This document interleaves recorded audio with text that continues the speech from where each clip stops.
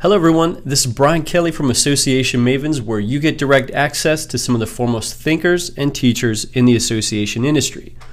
I'm very pleased to welcome my next guest today, Thom Singer. Thom is an author and speaker with over 20 years of sales and marketing experience. He regularly speaks at corporate and association conferences, and he'll be the general session speaker at ASAE's Great Ideas Conference this March. Welcome to Association Mavens, Thom. Thanks for having me, Brian. So I'm really interested in finding out more about this unique approach that you have called the Conference Catalyst. Can you talk a little bit about what the program is and kind of exactly what it's all about? Sure. Well, a main reason that people say they go to industry conferences or association events when they fill out their surveys across industry lines, pretty much reason number one or number two is usually networking opportunities. And yet once they arrive at the conference, they often stink at it. They sit with their coworkers, they're always on their phones during every break, they get to a breakout session early, they flip up their laptop or their iPad, and they don't really talk to anybody. And then afterwards they say, yeah, the learning was good, but I didn't really meet anybody. And Right. so I created this program called the Conference Catalyst, where I'm either the opening keynote, or like I'm doing at ASAE's Great Ideas, I'm doing a pre-keynote, where I come out and I kick it off, and I talk about why people are here, and I get people engaged into the idea that the real power of the event isn't the speakers. The real power is the people sitting next to you in the audience. Great. I think that's a really good idea. I do know a lot of people struggle with, they want to go, they want to get something out of it, but it's kind of, you got to get out of your comfort zone a little bit. So I'm curious, how did this come about? Like, how did you develop it? What was the seed idea that kind of inspired you to go this direction? Well, it came from a lot of different things, but one of them was I gave a speech at a conference, and it was one of these ones where I was required to have 15 minutes of Q&A because it was for continuing education credits. And all of the questions started to go to, what can we do for the next 2 days while we're at this event? And so the whole Q&A section morphed to, what can we do as participants at this conference? Because when you're at a conference, that group becomes a mini society for the next 2 or 3 days. And all the questions went that direction. And when I walked off the stage, the meeting planner said, wow, I think I would have hired you just to talk about that. And that sort of morphed the whole thing into doing that. And then, unlike most speakers who speak and then get on a plane and go home, I stay the whole 3 days, and I take the stage again for little teeny vignettes. It doesn't take up a lot of agenda real estate, but maybe before lunch I do 2 minutes on how do you lunch with a stranger? Or before happy hour, how do you maximize happy hour besides free drinks? And then I show up the next morning and I give out some prizes, to people who really were doing a good job of being part of that society. And then on the last day before the closing keynote, I'll do about 10 minutes on how do you follow up when you get home? Because so often we meet people and we don't do anything with that connection. Yeah, absolutely. No, it's good. I think, to dial people into these specific details and really get them thinking about one of the major reasons why they go to a conference, it seems like it would create a really invaluable experience for attendees that participate in this manner. So I'm really curious, how do people respond to this? Because it seems, on one hand, it seems like, oh, this is great, this is interesting, it's going to help me get the most out of this conference or maximize it. But on the other hand, it's a little bit out of my comfort zone. So I'm curious, how do people usually respond to this? Is it positive? Is it mixed? Tell me a little bit more. The response is really good. One of the things is I don't do any sort of hokey networking games. A lot of times people get pushed into playing a game they don't want to play, or to, pulling off a piece of toilet paper and telling everyone their greatest fear. Nobody goes to a conference to do that. So while it's engaging and interactive and people participate, I used to be the marketing director for a law firm, and so I know how far to go without being a clown or going like, rah, rah, let's network. Because the lawyers would have just killed you on the spot if that was the way you were. So I keep it professional, but I talk to people about, why they're here and how do you make the choices of people? Because we live in this crazy social media, crazy world, and people are forgetting to turn to the person next to them and just say hello. Yeah, absolutely. Now, it's interesting you bring up social media, because one of the things I was thinking about as we were talking about the gist of the Conference Catalyst program is there an element of social media, like a layer that people can use or ideas that you have to really help them almost like or icebreakers with people where they can kind of connect with them beforehand, maybe on Twitter or something. And it makes it a whole lot easier because they feel like, oh, I already know this person, so to speak. What do you have to say about that? Sure, I think Twitter's a great tool for events for the people who like to use Twitter. There's a lot of people who I meet who they either just don't get it, or they're a little more private, or it's not their thing. They've tried it, or maybe they haven't tried it, but they just assume it's not their thing.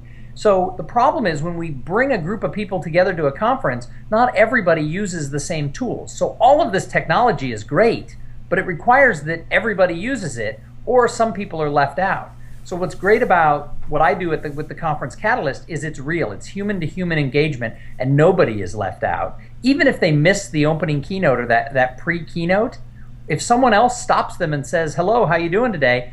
Most people will answer the question. And so you don't actually have to have been part of it. The latecomers, I've done this at conferences where they just don't have a real good attendance at their general sessions, so they get like maybe 2/3 of the people there. The other third who aren't there for that opening keynote will come up and say, why is everybody so friendly at this conference? That's good. There's no, I guess, issue with people kind of embracing it and feeling like, this is something that really I can benefit from. So that's really good to hear.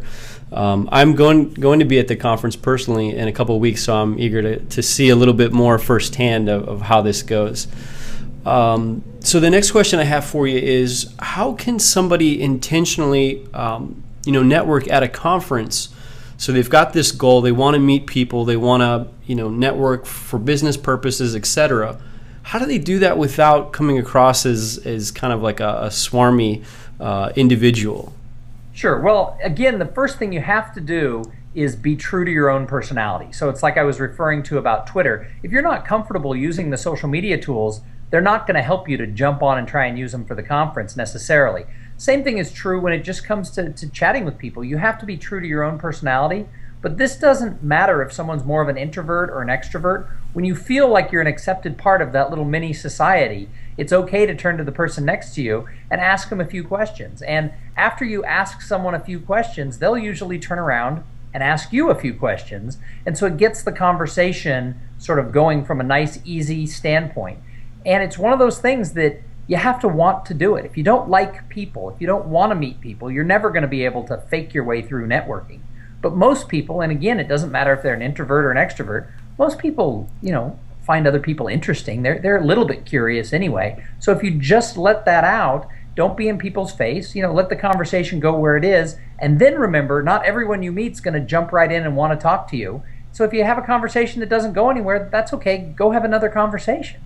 Yeah. Well, I'm curious to find out, is this a program that you do frequently, throughout the year? Are you doing it several times at different conferences? I'm curious to see like how often you're using this. Sure. Well, it's sort of the growing part of my business. It's the main focus of what I do because it really does have an impact. I believe that all the speakers, no matter who you choose, if you're planning a meeting, no matter who you choose to be on the main stage or also to do the breakouts, the speakers really set the tone for the whole event. And so I take that responsibility very, very seriously as the first or one of the first speakers, that I need to set the tone for sort of the culture of that event. And I get really excited about it. And when I explain it to people, sometimes people go, that won't work with our group. Well, right. I've done it for lawyers. I've done it for engineers. I do a lot in the IT space doing like users group conferences. I've done it for associations across the board, both blue collar and white collar, because at the end of the day, we focus a lot on differences between cultures, differences between genders, certainly differences between generations. But the reality is we're more alike than we are different, and more people, people want to connect with other people while they're at a conference. That's just a common thing that they want to do, and I give them permission to do it. So I'm doing it more and more because as people see it, they're like, oh, we want to have that. If I explain it to people, sometimes they're like, I don't think our people really want to talk to people. Yes, they do. Yes, they do.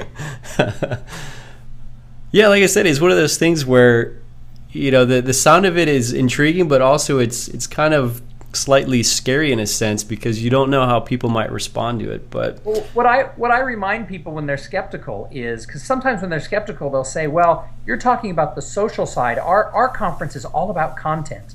Well, a conference isn't the best delivery mechanism for content. If it was just content, we could email everybody a white paper and be thrilled. People gather together. They come to conferences for that connectivity, human-to-human engagement. And when we give that a back seat to content, we get a lot of conferences where people are like, okay, that was nice, I learned some stuff.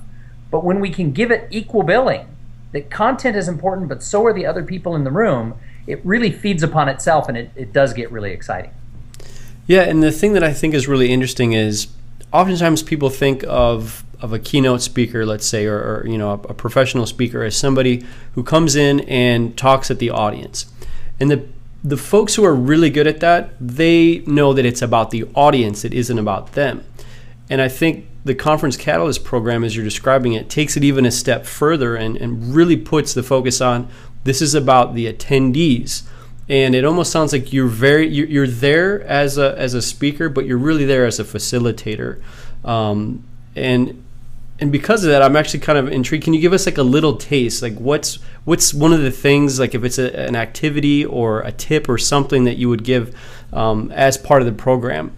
Give us a little taste. Sure. Well, I do a thing before lunch sometimes. Again, it depends on the schedule for the individual conference. But if I come up before lunch, and I'll be the person who will sort of, and sometimes I can be the master of ceremonies. I've had a lot of groups hire me to actually use my content, but instead of doing a 45-minute keynote, I break it up into 5-minute chunks over the 3 days. So if I'm going to release everybody off to lunch, one of the things that I'll do is I'll come out and I'll talk about when you go to a table, turn to that coworker who's with you before you walk into the ballroom where we're having lunch, and tell that coworker, I love you, I think you're great, I can't wait to get back to the office, but I'm not sitting with you at lunch today. We can reconvene a little later and talk about who we met, but I'm not sitting with you at lunch. And I send the people out there, and for some reason people do it. They actually will look at their coworker and say, okay, I'll go sit somewhere else. And then they'll track me down afterwards and they'll be like, wow, I'm so glad the last time we went together, we just talked to each other through lunch. This time I met so-and-so and he works for our biggest client, etc. Nice. All right, Thom, one last question for you. It seems like this sounds really great. How can associations or corporations, without bringing you back every time they have a conference, like what are some of the ways that these can be weaved in as part of the normal structure of a conference, whether you're there or not? Sure. It's really about reminding the audience, not just through the words, but through the actions, that it's not about us. We're hosting it, but one of the mistakes people make is they bring out all their VIPs to talk about the history and the successes of the organization. They spend the whole first hour saying, we did this, and the home office did this, and then we did that. Your actions are, hey, look at us. And by the way, we're going to honor the people who have the high elected positions, and we're going to have VIP parties that you're not invited to, but the board is. We're going to tell you about the board dinner last night we had at the steakhouse. It becomes very much about the planning organization. But through your actions, if you remind the audience that this is really all about you, it's not about the speakers, it's not about the board, people, and you're legit about it, people will sense that. And the way you design the agenda, are you allowing time for people to have those really important hallway conversations? People will often say the best part of a conference is I met so-and-so and we talked in the hallway for an hour. We skipped going to other sessions. And yet I go to things all the time where people walk through the hallways going, come on, you got to get to your breakout. Hurry up, get in. And they split up people who are talking. And so that's not making it about the audience. That's saying we have to fill the chairs. So it has to be, your actions have to meet your words. And another thing is I don't stand up at the beginning and tell everybody, oh, put your phones away.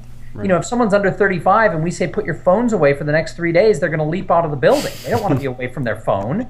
So I talk about phones, and I talk about when is the right time to be on your phone, surfing the internet, calling your wife or your husband, whatever it is, and when is the time to be engaged with people. And I make it really easy, but I make it about them. It's not a rule that I'm handing them. It's, if you do this, it will be more successful for the whole community.